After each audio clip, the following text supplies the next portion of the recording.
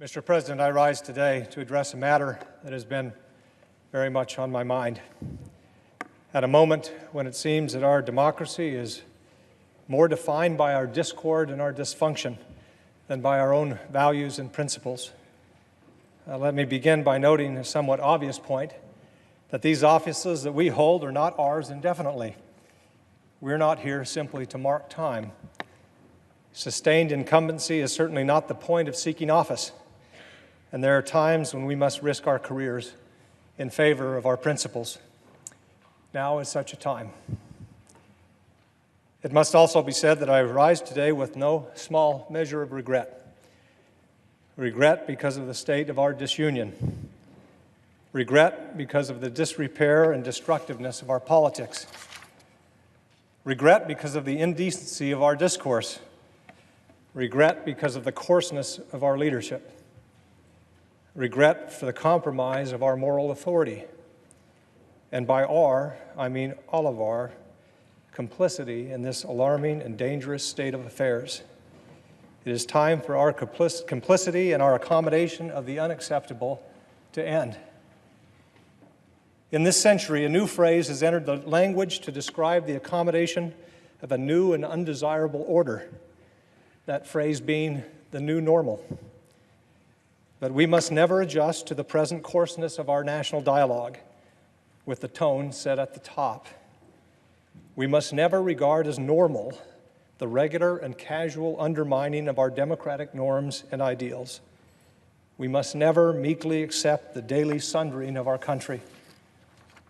The personal attacks, the threats against principles, freedoms and institution, the flagrant disregard for truth and decency, the reckless provocations, most often for the pettiest and most personal reasons, reasons having nothing whatsoever to do with the fortunes of the people that we have been elected to serve.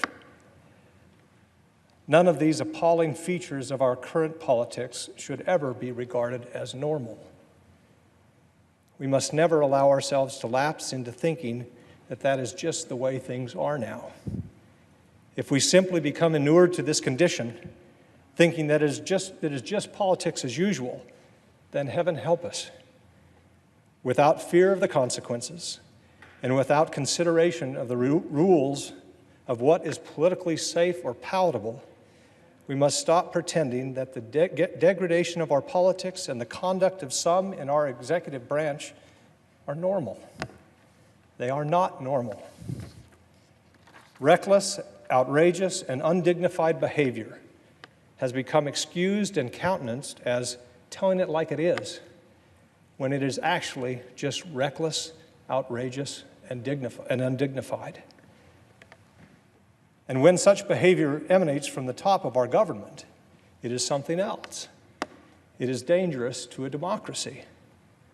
Such behavior does not project strength, because our strength comes from our values. It instead projects a corruption of the spirit and weakness. It is often said that children are watching. Well, they are. And what are we going to do about that? When the next generation asks us, why didn't you do something? Why didn't you speak up? What are we going to say? Mr. President, I rise today to say enough. We must dedicate ourselves to making sure that the anomalous never becomes the normal. With respect and humility, I must say that we have fooled ourselves for long enough that a pivot to governing is right around the corner, a return to civility and stability right behind it. We know better than that. By now, we all know better than that.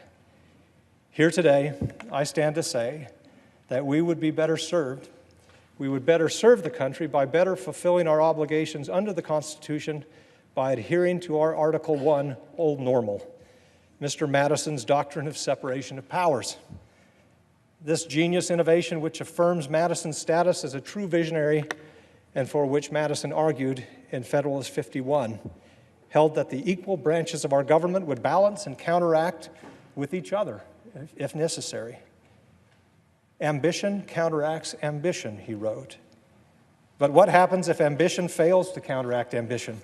What happens if stability fails to assert itself in the face of chaos and instability?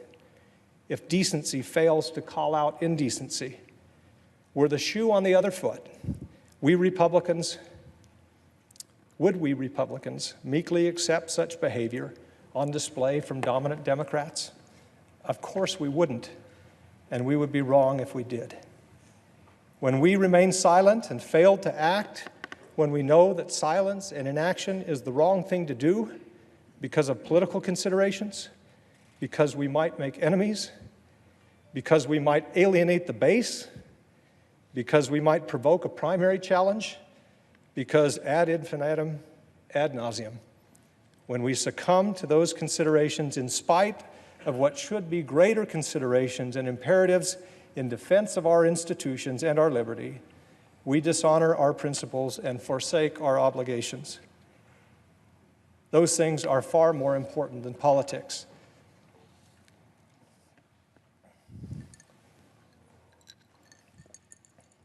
Now, I'm aware that more politically savvy people than I will caution against such talk. I am aware that there is a segment of my party that believes that anything short of complete and unquestioning loyalty to a president who belongs to my party is unacceptable and suspect. If I have been critical, it is not because I relish criticizing the behavior of the President of the United States. If I have been critical, it is because I believe it is my obligation to do so, and as a matter and duty of conscience. The notion that one should stay silent and as the norms and values that keep America strong are undermined, and as the alliances and agreements that ensure the stability of the entire world are routinely threatened by the level of thought that goes into 140 characters. The notion that we should say or do nothing in the face of such mercurial behavior is ahistoric, and I believe profoundly misguided. A Republican president named Roosevelt had this to say about the president and a citizen's relationship to the office. Quote, "The president is merely the most important among a large number of public servants. He should be supported or opposed exactly to the degree which is warranted by his good conduct or bad conduct, his efficiency or inefficiency in rendering loyal, able, and disinterested service to the nation as a whole." He continued, "Therefore, it is absolutely necessary that there should be a full liberty to tell the truth about his acts, and this means that it is exactly as necessary to blame him when he does wrong as to praise him when he does right. Any other attitude in an American citizen is both base and servile." President Roosevelt continued, "To announce that there must be no criticism of the president, or that we are to stand by a president, right or wrong, is not only unpatriotic and servile, but is morally treasonable to the American public." Unquote. Acting on conscience and principle is the manner in which we express our moral selves, and as such, loyalty to conscience and principle should supersede loyalty to any man or party.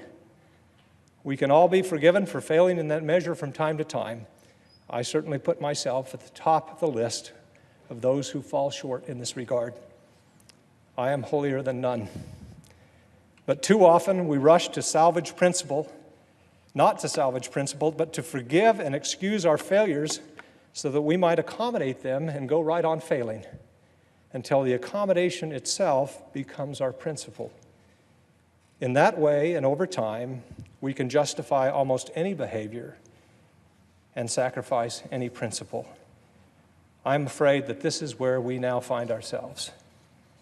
When a leader correctly identifies real hurt and insecurity in our country and instead of addressing it goes to look for someone to blame, there is perhaps nothing more devastating to a pluralistic society. Leadership knows that most often a good place to start in assigning blame is to look somewhat closer to home. Leadership knows where the buck stops. Humility helps. Character counts. Leadership does not knowingly encourage or feed ugly or debased appetites in us. Leadership lives by the American creed, e pluribus unum. from many one. American leadership looks to the world and, just as Lincoln did, sees the family of man. Humanity is not a zero-sum game. When we have been at our most prosperous, we have been at our most principled. And when we do well, the rest of the world does well. These articles of civic faith have been critical to the American identity for as long as we have been alive. They are our birthright and our obligation. We must guard them jealously and pass them on for as long as the calendar has days. To betray them or to be unserious in their defense is a betrayal of the fundamental obligations of American leadership, and to behave as if they don't matter is simply not who we are. Now, the efficacy of American leadership around the globe has come into question. When the United States emerged from World War II, we contributed about half of the world's economic activity. It would have been easy to secure our dominance, keeping those countries who had been defeated or greatly weakened during the war in their place. We didn't do that. It would have been easy to focus inward. We resisted those impulses. Instead, we financed reconstruction of shattered countries and created international organizations and institutions that have helped provide security and foster prosperity around the world for more than 70 years. Now it seems that we, the architects of this visionary, rules-based world order that has brought so much freedom and prosperity, are the ones most eager to abandon it. The implications of this abandonment are profound, and the beneficiaries of this rather radical departure in the American approach to the world are the ideological enemies of our values. Despotism loves a vacuum, and our allies are now looking elsewhere for leadership. Why are they doing this? None of this is normal. And what do we, as United States senators, have to say about it? The principles that underlie our politics, the values of our founding, are too vital to our identity and to our survival to allow them to be compromised by the requirements of politics. Because politics can make us silent when we should speak, and silence can equal complicity. I have children and grandchildren to answer to, and so, Mr. President, I will not be complicit or silent. I've decided that I would be better able to represent the people of Arizona and to better serve my country and my conscience by freeing myself of the political consideration that consumed far too much bandwidth and would cause me to compromise far too many principles. To that end, I am announcing today that my service in the Senate will conclude at the end of my term in early January 2019. It is clear at this moment that a traditional conservative who believes in limited government and free markets, who is devoted to free trade, who is pro-immigration, has a narrower and narrower path to nomination in the Republican Party, the party that has so long defined itself by its belief in those things. It is also clear to me for the moment that we have given in or given up on the core principles in favor of a more viscerally satisfying anger and resentment. To be clear, the anger and resentment that the people feel at the royal mess that we've created are justified. But anger and resentment are not a governing philosophy. There is an undeniable potency to a populist appeal by mischaracterizing or misunderstanding our problems and giving in to the impulse to scapegoat and belittle. The impulse to scapegoat and belittle threatens to turn us into a fearful, backward-looking people. In the case of the Republican Party, those things also threaten to turn us into a fearful, backward-looking minority party. We were not made great as a country by indulging in or even exalting our worst impulses, turning against ourselves, glorifying in the things that divide us, and calling fake things true and true things fake. And we did not become the beacon of freedom in the darkest corners of the world by flouting our institutions and failing to understand just how hard-won and vulnerable they are. This spell will eventually break. That is my belief. We will return to ourselves once more, and I say the sooner the better. Because we have a healthy government, we must also have healthy and functioning parties. We must respect each other again in an atmosphere of shared facts and shared values, comity and good faith. We must argue our positions fervently and never be afraid to compromise. We must assume the best of our fellow man and always look for the good. Until that day comes, we must be unafraid to stand up and speak out as if our country depends on it, because it does. I plan to spend the remaining 14 months of my Senate term doing just that. Mr. President, the graveyard is full of indispensable men and women. None of us here is indispensable. Nor were even the great figures of history who toiled at these very desks in this very chamber to shape the country that we have inherited. What is indispensable are the values that they consecrated in Philadelphia and in this place. Values which have endured and will endure for so long as men and women wish to remain free. What is indispensable is what we do here in defense of those values. A political career does not mean much if we are complicit in undermining these values. I thank my colleagues for indulging me here today. I will close by borrowing the words of President Lincoln, who knew more about healthy enmity and preserving our founding values than any other American who has ever lived. His words from his first inaugural were a prayer in his time and are now no less in ours. We are not enemies, but friends. We must not be enemies. Though passion may have strained, it must not break the bonds of our affection. The mystic chords of memory will swell when again touched, as surely as they will be by the better angels of our nature. Thank you, Mr. President. I yield the floor.